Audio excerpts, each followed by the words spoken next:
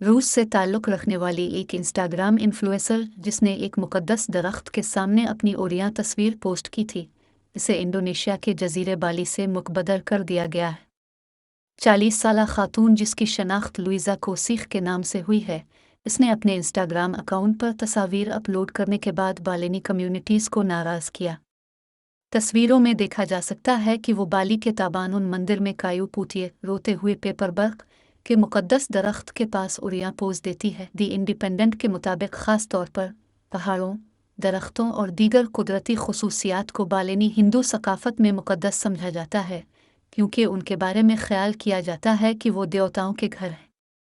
एक कारोबारी शख्स नीलो डिलांतक ने उन तस्वीर को इंस्टाग्राम पर पोस्ट किया और सख्त अल्फाज वाले कैप्शन में सयाह पर तनकीद की।